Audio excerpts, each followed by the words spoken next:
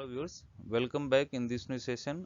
जो rural water supply engineering है, ठीक है, या water supply and sanitary engineering जो है उसका इसके अंदर जो है आपके 6 यूनिट है वो और पार्ट 2 के अंदर जो हमने पहले तो इम्पोर्टेंट एस्पेक्ट के बारे के अंदर हमने स्टडी की थी और दूसरे के अंदर सोर्स है उसके बारे में स्टडी की थी। ठीक है, आज हम जो स्टडी करने जा रहे हैं कि रूरल वाटर सप्लाई के अंदर ट्रीटमेंट जो वाटर का जो है, ठीक है, वो हम कैसे करेंगे में स्टडी करेंगे। ठीक है, तो रूरल वाटर सप्लाई के अंदर जो है ट्रीटमेंट के लिए, क्योंकि वहाँ पे पॉपुलेशन बहुत ही कम होता है, कम होती है, ठीक है, तो इसलिए जो पानी की सप्लाई होती है, ठीक है, वो जनरली जो डिपेंड करती है मेन है कि आपकी जो रो वाटर है, ठीक है, जो आपके रिवर का पानी है या आपके डगवेल का पानी है या लेक पॉन्ड का पानी है, उसकी क्वालिटी पे बहुत ज़्यादा डिपेंड करता है। ठीक है, क्योंकि इसके अंदर जो एक तो क्या फंड अवेलेबल नहीं होता अपने पास में, साथ ही साथ में जो टेक्निकल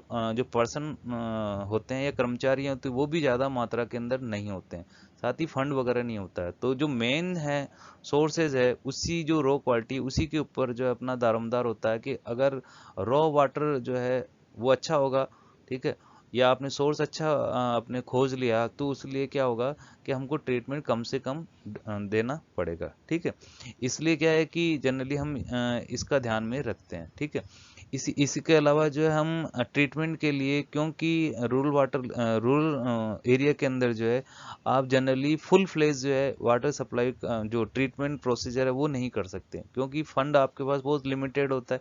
इसलिए क्या है, इन चीज़ों का हम जनरली ध्यान में रखते हैं। ठीक है, तो rural water supply rural water के सॉरी रूरल एरिया के अंदर जो है पानी की जो सप्लाई होती है वो हम जनरली कहाँ पे होता है, वेल से या ट्यूबवेल से करते हैं। ठीक है, क्योंकि ये जनरली साफ होता है और इसमें ज़्यादा ट्रीटमेंट की आवश्यकता नहीं होती है।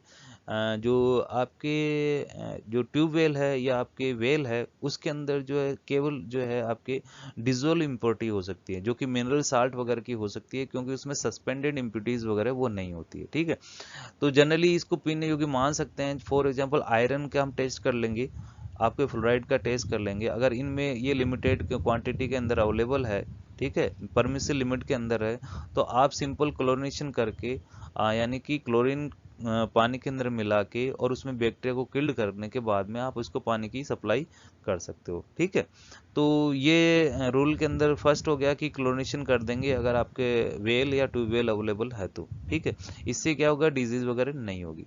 ठीक है, तो जैसे अभी मैंने बताया ड्रिंकिंग पर्पज से डीप बोर या ट्यूबवेल वगैरह यूज करते हैं, तो उसमें जो है हम जनरली टेस्ट करते हैं, वो करते हैं fluoride, iron, manganese, nitrate, arsenic है, क्योंकि इसमें जो डिजोल्व इम्प्योरिटीज होती है वो ज़्यादा होती है। ठीक है, इसलिए हमका टेस्ट करेंगे वो ये जैसे आयरन का टेस्ट कैसे करेंगे, फ्लोराइड का टेस्ट करेंगे, नाइट्रेट का कैसे करेंगे, वो हम नेक्स्ट स्लाइड के अंदर हम इसकी करेंगे। ठीक है, तो जनरली जो डी फेल के अंदर मैंने आपको भी स्टार्टिंग के अंदर बताया था कि क्लोराइड फ्लोराइड और आयरन की मात्रा होती है। ठीक है, तो इसको हमको ध्यान में रखना और इसकी टेस्ट करना, क्योंकि अगर एक्सेस क्वांटिटी के अंदर होगा तो ये डिफरेंट टाइप्स के रोग डेवलप कर देते हैं।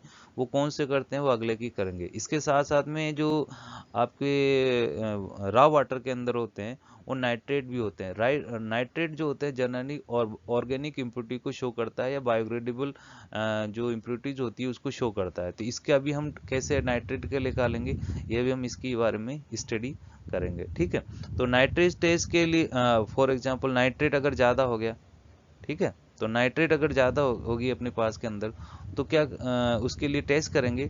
टेस्ट करने के बाद के अंदर उसको हम एक्सेस क्वांटिटी तो लिखा दें। अब क्या होता है कि जैसे फॉर एग्जांपल नाइट्रेट अगर बहुत ज़्यादा के अंदर हो गया, ठीक है, एक्सेस क्वांटिटी के अंदर हो गया, तो क्या होगा कि बच्चों के अंदर ब्लू बेबी रोज एक डिजीज होता है, रोग होता है, जिसको मिथेमोग्लोबिन एनीमिया भी बोलते हैं। ठीक है, तो अगर फॉर एग्जांपल ये रोग आपके आसपास के उस गांव के चिल्ड्रन के अंदर अवेलेबल है, तो इसका मतलब क्या है कि वहाँ पे जो पानी का सोर्स है उसमें नाइट्रेट अवेलेबल है। तो हमें क्या करना है कि अगर वहाँ पे दिखाई दे रहे हैं इनके रोग के लक्षण, तो हमें इसका ट्रीटमेंट करना है। अगर अगर फॉर एग्जांपल रोग के लक्षण नहीं दिखते हैं अपन को, तो क्या करना, हम इसको अपन उसको छोड़ भी सकते हैं। ठीक है, इसके साथ साथ के अंदर साल्ट वगैरह होते हैं, मैंने इसको बताया पहले। इसी तरह से जो गांव के पानी के अंदर जो होता है वो एसिड या एल्काइन भी होता है। ठीक है, और इसके साथ साथ में एसिड एल्काइन होता है तो इसको हम पीएच टेस्ट कर सकते हैं। अगर पीएच वैल्यू जो है अगर 6.5 से कम है तो वो क्या होगा, वाटर एसिडिक होगा। ठीक है, तो इसके लिए हम क्या करेंगे, लाइमस्टोन से उसका ट्रीटमेंट कर देंगे। ठीक है, और उसकी पीएच जो है जनरली हम 7 के आसपास लेके आ जाएंगे, जो कि पीने होंगे। अगर आपके जो पानी की पीएच 9 से अबव है तो इसका मतलब है हम इसको डिस्कार्ड कर देंगे, यानी कि ये कोई काम का नहीं होगा। ठीक है, तो ये डिफरेंट टाइप्स की पीएच टेस्ट है, नाइट टेस्ट है, फ्लोराइड है, इनका टेस्टों का हम करेंगे।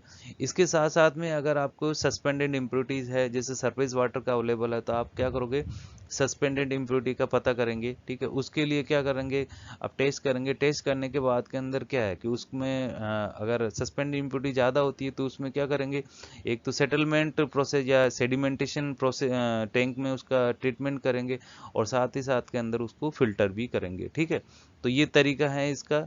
अगर सस्पेंडेड इम्प्योरिटी होगी तो उसको सेडिमेंटेशन टैंक में अंदर प्रोवाइड कर देंगे, और साथ के बाद में आपको फिल्ट्रेशन करेंगे। ठीक है, तो ये कुछ एक है जिसके, अगर फॉर एग्जाम्पल एक और हो गया कि इसके अंदर हो गया क्लोर ऑर्गेनिक मैटर अवेलेबल है, तो ऑर्गेनिक मैटर के लिए मैंने आपको बताया कि जनरली जो है ये हार्मफुल ऑर्गेनिक मैटर जहाँ भी होगा वहाँ पे आपके बैक्टीरिया आपके जो है डेफिनेटली वहाँ पे उपलब्ध होंगे।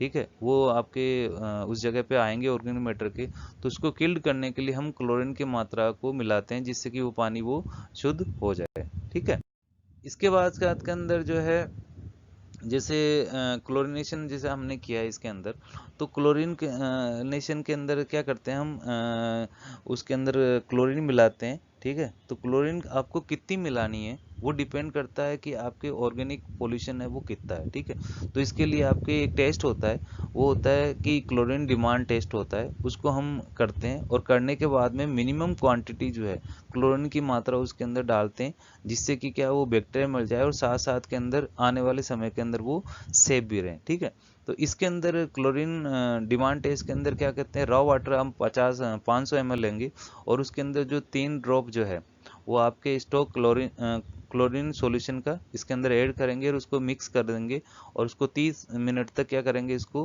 एकदम काम पोजीशन के अंदर नहीं रख देंगे। ठीक है, और रखने के बाद में जो क्लोरीन रिएक्शन करती है, ठीक है, ऑर्गेनिक मैटर के द्वारा, ठीक है, वो जो बचती है वो रिएक्शन कर लेगी, बाकी की वो फ्री के अंदर अवेलेबल होती है, उसकी हम क्या करेंगे, उसको हम टाइट्रेशन के द्वारा है, वो क्लोरीन की मात्रा कितनी रेप्ट हुई है उसको हम लिखा लेंगे। ठीक है, इसके साथ साथ के अंदर क्या करेंगे, हम 50 ml का सैंपल लेंगे, ये वाला जो सैंपल लेंगे, और उसके अंदर 5 ml क्लोरोटेक्स रिजेंट मिलाएंगे, और जो ही मिलाएंगे तो इमीडिएटली वो क्या करेगा, उसका कलर चेंज हो जाएगा। जो कलर चेंज होगा उसको क्या होगा कि जो मेजरिंग एक आपके पेपर होता है, जो कलर डेवलप होता है, वो आपके शो करता है कि कितनी क्वांटिटी का अंदर जो है उसके अंदर आपके जो क्लोरीन है, रेजिडुअल क्लोरीन है कितनी है, वो आपको ये इंगित करता है।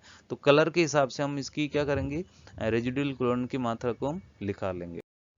इसके साथ साथ के अंदर जो है ट्रीटमेंट, जैसे फॉर एग्जांपल मैंने आपको पहले भी बताया कि जैसे आपके फ्लोराइड है, आपके आयरन है, ठीक है, इनका जो है ये स्पेशल है। ठीक है, इनका आपको टेस्ट करना आवश्यक है।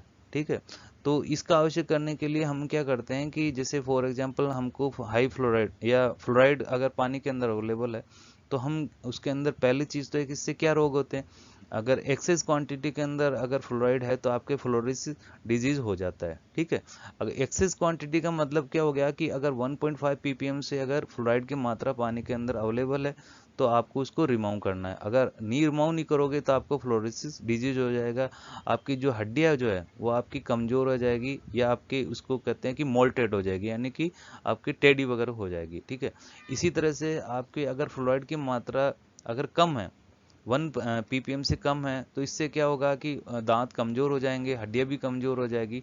तो 1 ppm की मात्रा को उसको ऐड भी करना, यानी कि अगर फॉर एग्जांपल एक्सेस क्वांटिटी के अंदर फ्लोराइड है तो उसको रिमूव करना, वो कहलाता है आपका डीफ्लोराइजेशन कहलाता है।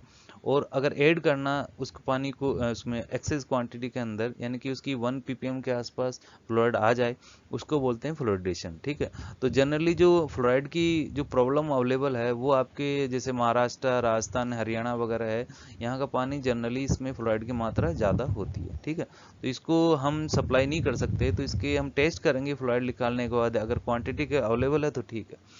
अगर एक्सेस क्वांटिटी के अंदर है तो हम जनरली जो नालगोंडा टेक्निक है, ठीक है, डिफ्लोराइडेशन करने की, उसका हम जनरली यूज करते हैं। ठीक है, तो नालगोंडा टेक्निक में क्या होता है कि आप जो है क्या करोगे कि आप लाइम या सोडियम कैल्शियम ऑक्साइड और सोडियम कार्बोनेट को क्या करोगे, दोनों को क्या करोगे, थ्रोली मिक्स करना है। ठीक है, मिक्स करना, पानी के अंदर क्या करना है, दोनों को मिक्स करना, जो पानी है उसको कैल्शियम ऑक्साइड और सोडियम कार्बोनेट से मिक्स करना, और उसके अंदर क्या करना है, एलम डालना है। ठीक है, डालने के बाद में उसको क्या करना है, 10 मिनट तक आपको क्या करना है, हिलाना है। हिलाने के बाद के अंदर उसको हिलाने के बाद में 1 घंटे तक उसको सेटल करना है, यानी कि उसको एक साथ यहाँ पड़े रहने देना है। ठीक है, जब वो एकदम 1 घंटे तक आराम से उसको शांत पड़े रखेंगे अपन, ठीक है, तो उसमें क्या होगा, जो प्रेसिपिटेशन होता है फ्लोराइड का, वो क्या होगा, नीचे बैठ जाएगा, और जो पानी है, शुद्ध पानी है, वो बाहर निकल के आ जाएगा। ठीक है,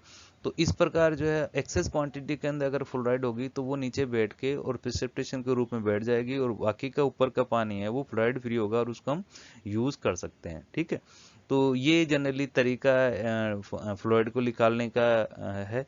ठीक है, इसके साथ साथ में जब हम फ्लोराइड करते हैं तो अगर अपने पास में ज़्यादा ट्रीटमेंट का अवेलेबल नहीं होता है, तो इसी में हम क्या करते हैं कि आपके ब्लीचिंग पाउडर मिला देते हैं। तो ब्लीचिंग पाउडर मिलाने का फ़ायदा ये होता है कि जो बैक्टीरिया वगैरह होते हैं, फ्लोराइड तो निकलेगा ही, साथ के अंदर ब्लीचिंग पाउडर है वो ड्यूल फंक्शन का काम करता है कि जो बैक्टीरिया वगैरह है उसको भी क्या करता है, मार देता है, और साथ ही जो अनडिजायरेबल अगर बायोलॉजिकल ग्रोथ हो रही है तो उसको भी क्या करता है, वो खत्म कर देता है। ठीक है, तो ये ड्यूल पर्पस की होगी, आपके फ्लोराइड भी निकल गई इसके अंदर, और आपके जो पानी है वो आपके जो क्या हो गया, उसमें क्लोरीनेशन भी हो गया, या उसके अंदर बैक्टीरिया को मार भी दिया अपन ने। ठीक है, तो इसके साथ साथ में जो नालगोंडा टेक्निक है उसके अंदर आपके प्रेसिपिटेशन प्रिंसिपल भी लागू होता है, सेटलिंग प्रिंसिपल भी लागू होता है, और फिल्ट्रेशन प्रिंसिपल भी लागू होता है। तो तीनों के कारण हैं जो ये आपके डिफ्लोरेशन होता है।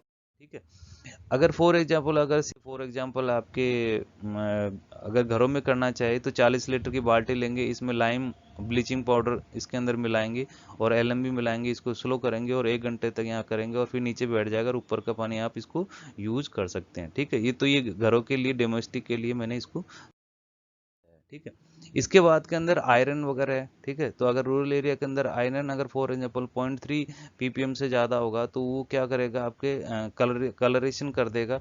ठीक है, और साथ ही साथ के अंदर जो है वो पानी को अनसुटेबल बना देगा, प्लम्बिंग फिक्सचर वगैरह है, ठीक है, वहाँ पे स्टैंडिंग की प्रॉब्लम क्रिएट कर देगा। ठीक है, तो इसलिए क्या है कि अगर फॉर एग्जांपल 1 ppm से अगर आयरन की मात्रा ज़्यादा होगी तो आपको क्या करना, उसको रिमूव करना बहुत ही आवश्यकता है, क्योंकि अगर आपके इससे ज़्यादा होगी तो वो प्रॉब्लम क्रिएट करना शुरू कर देगा। ठीक है, तो अगर 0.2 से 0.3 ppm है तब तो ठीक है, लेकिन इससे ज़्यादा है तो वो आपके हाइजेनिक क्वालिटी ऑफ वाटर को उसको प्रभावित करेगा।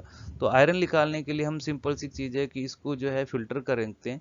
ठीक है, एक तो एरेशन से भी आयरन निकल सकता है, और साथ साथ के अंदर अगर फिल्टर इस तरह से करेंगे अपन, इसके अंदर ये जो स्ट्रक्चर बता रखी है, तो पानी इधर से आएगा और बाहर निकलेगा, तो इसमें आयरन भी निकल जाएगी। ठीक है, इसके साथ में अगर फॉर एग्जांपल क्लोरीनेशन करना आपको पानी के अंदर, तो मैंने बताया आपको कि क्लोरीनेशन करने के लिए हम जनरली क्या करते हैं, ब्लीचिंग पाउडर का यूज करते हैं। क्लोरीनेशन का मतलब होता है कि पानी के अंदर जो है क्लोरीन को मिलाना। ठीक है, तो क्लोरीन मिलाने से क्या होता है, बैक्टीरिया वगैरह की जनरली क्या होते हैं, वो किल्ड हो जाते हैं। ठीक है, तो ब्लीचिंग पाउडर है उसमें जनरली 30 से 35% क्या होती है, क्लोरीन होती है।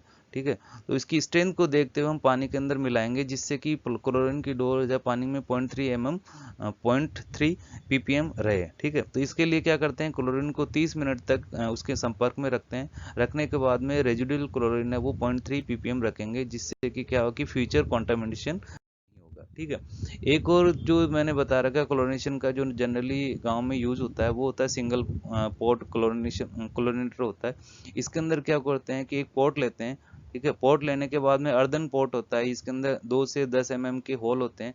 इसके अंदर क्या करते हैं कि अपन 1.5 किलो जो है ब्लीचिंग पाउडर लेते हैं, और इसके अंदर क्या करते हैं 3 kg जो है 2 साइज की कोर्स सैंड लेते हैं। इन दोनों को मिक्स करने के बाद में क्या करते हैं, जो भी आपके वाटर का एरिया है, ठीक है, जिसको साफ करना है, यहाँ पे पॉलीथीन कवर लगा देते हैं, उसको इसके सस्पेंड कर देते हैं यहाँ से बांध के, और फिर क्या करते हैं कि उसको नीचे कर देते हैं। तो ये क्या करता है कि पानी को क्लोरीनेशन करता है, जो इम्प्योरिटी को क्या करता है, खत्म कर देता है। तो इससे जो है जनरली हम 9,000 से 13,000 लीटर जो पानी है वो आप इससे शुद्ध कर सकते हो, साफ कर सकते हो। और इससे जो निकालने की रेट है वो आपके 800 से 1200 लीटर पर डे अपन कर सकते हैं। और ये जो जनरली है वो 20 से 30 लोगों के लिए पर डे के हिसाब से इसको यूज कर सकते हैं। इसको जो पोर्ट को जो है आप हर वीक इसको काम में, ठीक है। ये कुछ रेफरेंसेस है जो कि मैंने इसके अंदर लिए हैं। Thank you.